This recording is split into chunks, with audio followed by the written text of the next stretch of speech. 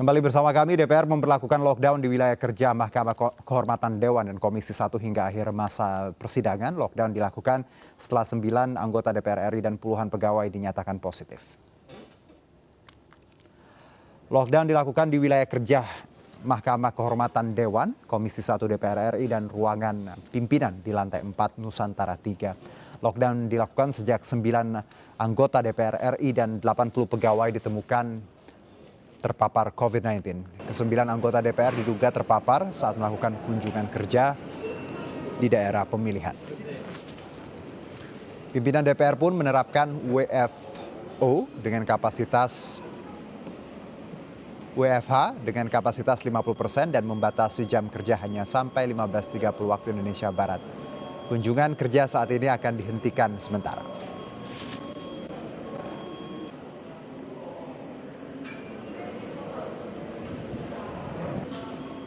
Sejumlah anggota DPR RI dinyatakan positif. Hal ini dibenarkan Ketua Komisi 1 DPR RI Mutia Hafiz yang juga terkonfirmasi positif.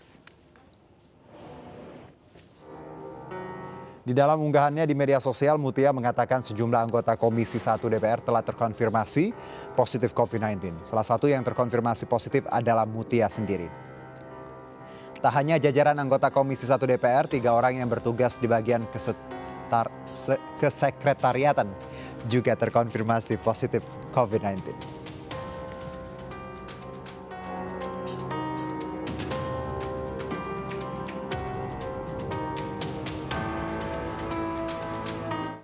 Ya, DPR memberlakukan lockdown di sejumlah kawasan menyusul ditemukannya kasus positif COVID-19 pada sejumlah wakil rakyat. Untuk itu kita akan membahas bersama dengan Ibu Neti Prasetyani, anggota Komisi 9 DPR RI. Assalamualaikum Bu Neti. Waalaikumsalam warahmatullahi wabarakatuh. Selamat sore, salam sehat selalu. Salam sehat. Ibu lagi di mana kalau boleh tahu posisi Bu? Ini saya di Jakarta ini. Di kantor atau di rumah? Sekarang di rumah, Oke. karena memang hari ini nggak ada rapat. Kalau tadi kan kebijakannya Bu bahwa work from office hanya 50%. Apakah ini juga berlaku untuk Komisi 9 sendiri Bu? Iya, mungkin ini situasi yang bukan hanya terjadi di lingkungan DPR RI ya Mas Juno, tapi juga di berbagai perkantoran dan tempat yang lain. Jadi memang di Komisi 9 juga ada yang terpapar, kemudian juga pegawai sekretariat ya, Setkom juga ada. Jadi ini sejalan dengan apa yang tadi dibacakan bahwa sekarang DPR RI memberlakukan WFH 50%. Mengingat memang kita sampai hari ini sepakat penularan dari virus corona ini ya memang dari mobilitas yang dilakukan oleh individu, kemudian juga ada interaksi yang tidak bisa dihindarkan ya setelah kurva pandemi kemarin sempat melandai, vaksinasi secara masif dilakukan, ya perkantoran mulai ramai kembali termasuk DPR RI karena memang harus menjalankan fungsi ya. Fungsi pengawasan, fungsi legislasi, dan juga fungsi anggaran. Mau tidak mau, memang rapat-rapat, kemudian kedatangan para tamu, para mitra, ini juga menambah lingkungan DPR RI makin sesak ya, dipenuhi banyak orang seperti itu. Dengan kata lain Bu Neti, apakah ini pasti mengganggu seperti itu kinerja wakil rakyat? Karena kita tahu banyak sekali pekerjaan rumah menanti DPR termasuk pembahasan sejumlah RUU dan hal-hal lainnya. Ya, saya pikir memang harus ada kesepakatan yang dibarengi dengan komitmen ya. Jadi artinya jangan sampai juga pandemi ini tidak ada sama sekali fungsi yang memang secara mandatori harus dilakukan oleh anggota DPR RI, tapi juga jangan kemudian kita ceroboh ya dalam situasi pandemi seperti ini. Jadi kalau kemudian disepakati WFH 50%, berarti juga peserta atau anggota yang mengikuti rapat-rapat secara daring ini juga memiliki hak suara yang sama, kemudian juga bisa mengajukan pertanyaan dan sebagainya. Nah, situasi seperti inilah yang kemudian memang harus terus dibarengi dengan kebijakan atau aturan yang bersifat transformatif ya, merespon situasi pandemi yang sampai hari ini memang masih belum pasti seperti itu. Oke, kalau kita bicara mengenai pengalaman di Juli tahun lalu, Bu, ketika Delta Ya. menyerang di tanah air. Apakah situasi ini cukup berbeda atau hal serupa juga pernah dilakukan di DPR sendiri? Ya, Hmm. kalau saat kita mengalami gelombang varian Delta, saya melihat ya dengan mata kepala bahwa lingkungan DPR sepi begitu ya. Oke. Ya, kemudian juga betul-betul dibatasi anggota yang hadir. Tapi sampai hari ini kan memang di Mhm. lingkungan DPR RI masih berlangsung ya rapat-rapat, meskipun ada rapat yang ditunda gitu, Mhm. merespon situasi beberapa komisi yang memang anggotanya sudah terpapar ya. Ya. Nah, namun saya justru dalam beberapa pernyataan politik saya tanyakan kepada pemerintah Mhm. seperti apa sebetulnya situasi varian Omikron ini begitu. Kalau memang dikatakan tidak lebih parah daripada varian Delta, tapi penularannya sangat cepat, kira-kira langkah yang paling tepat apa? Nah, ini kan perlu disampaikan oleh pemerintah sehingga masyarakat, ya termasuk juga lingkungan DPR RI ini tidak mengalami Mhm. kepanikan, tapi tetap bisa membangun kewaspadaan. Seperti itu. Baik. Kalau ya, kalau kita lihat juga, Bu, prokes. Sebenarnya bagaimana Anda menilai prokes di lingkungan Senayan sendiri di gedung DPR? Apakah sudah cukup memadai atau memang kalau kita lihat juga ada puluhan pegawai seperti itu yang terkena. Ini tidak sedikit loh, Bu. Ya, Mhm.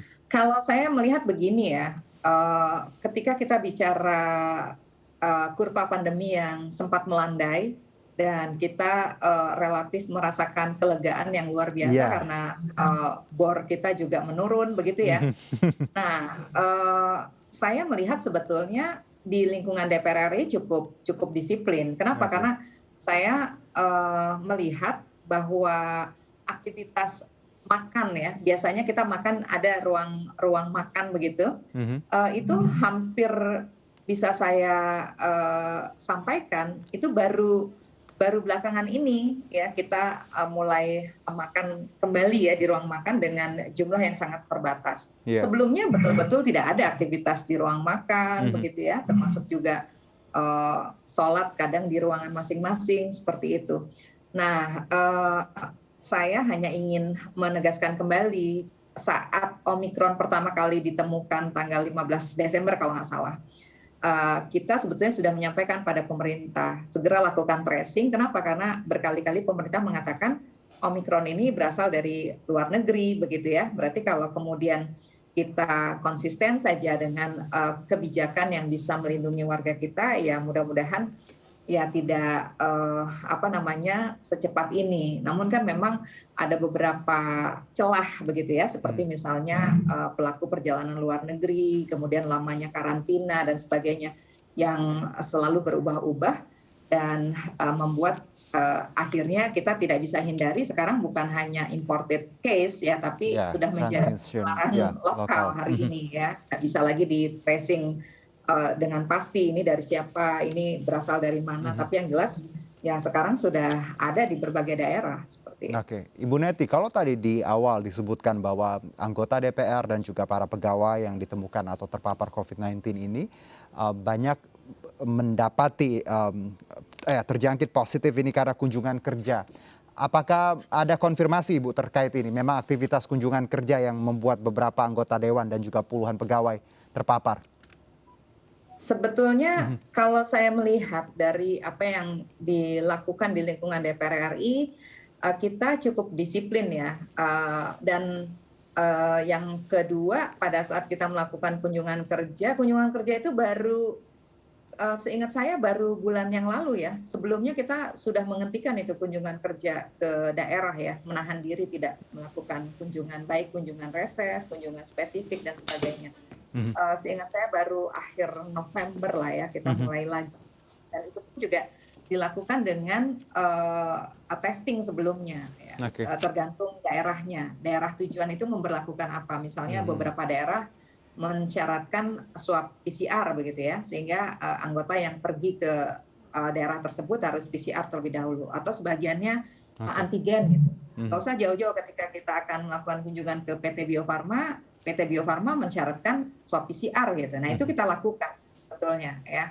Nah, memang ya tadi ya tidak kita pungkiri bahwa virus ini ada di udara begitu, kemudian ada situasi yang memang tidak terhindarkan, mungkin yang akhirnya membuat ya hari ini kita harus menerima kenyataan varian Omikron banyak menginfeksi ya di tengah landainya kurva pandemi. Dan yang juga harus kita dorong pada pemerintah, kalau memang hari ini kita meyakini bahwa vaksinasi menjadi salah satu cara untuk melindungi masyarakat, ya tentu saja kita mendorong agar pemenuhan vaksin dosis 1, dosis 2 ini segera dilakukan. Karena saya khawatir varian Omikron yang disebutkan tidak separah atau tidak seberbahaya varian Delta, tetap saja akan berpotensi parah pada kelompok-kelompok yang belum divaksin atau belum lengkap vaksin, atau yang kemudian memiliki penyakit penyerta, ya, seperti itu.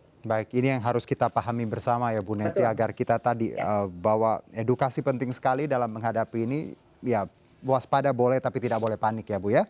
Terima kasih Ibu Neti Prasetyani atas waktunya, selamat beraktivitas kembali, salam sehat Ibu. Salam sehat, Assalamualaikum warahmatullahi wabarakatuh. Waalaikumsalam warahmatullahi wabarakatuh. Kami akan jeda terlebih dahulu, tetap bersama kami di MNC News Now.